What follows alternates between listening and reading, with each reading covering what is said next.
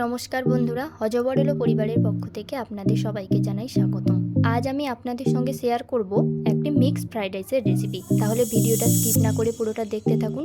একটি পাত্রে জল নিয়ে নিন। জলটি ফুটে এলে তাতে কয়েক টুকরো গোটা লবঙ্গ, গোটা এলাচ এবং সামান্য পরিমাণে নুন দিয়ে ভিজিয়ে রাখা চালটি দিয়ে দিন।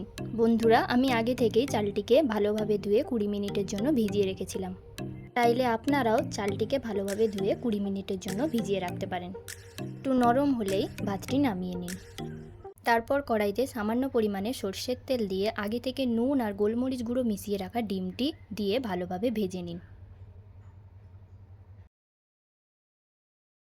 ডিমটি ভালোভাবে ভাজা হয়ে গেলে নামিয়ে নিন। ওই একইভাবে কড়াইতে সামান্য পরিমাণে সর্ষের তেল দিয়ে লঙ্কা গুঁড়ো, গোলমরিচ গুঁড়ো, লেবু মাখিয়ে রাখা মাংসটিকেও ভালোভাবে ভেজে নিন।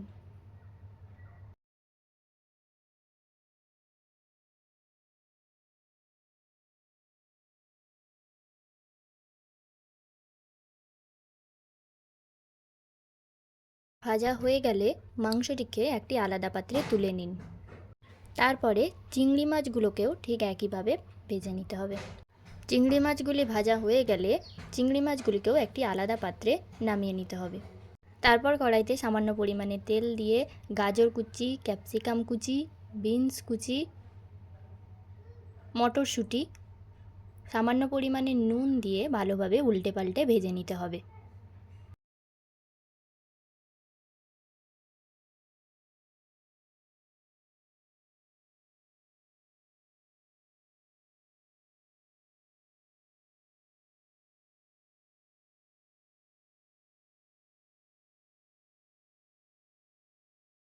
সবজিগুলো ভালোভাবে ভাজা হয়ে গেলে একটি পাত্রে তুলে নিন।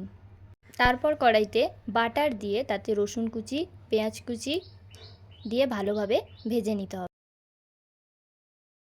ভাজা হয়ে গেলে ওর মধ্যে জল ঝরিয়ে রাখা ভাতগুলি দিয়ে দিন। তারপর হালকা হাতে আস্তে আস্তে নাড়তে থাকুন। তারপর ওই ভাতের মধ্যে একে একে সয়া সস, সামান্য পরিমাণে গোলমরিচের গুঁড়ো, পরিমাণ মতো চিনি এবং আগে থেকে ভেজে রাখা ডিম, চিংড়ি মাছ, মাংস ও সবজিগুলি দিয়ে ভালোভাবে নেড়ে নিন।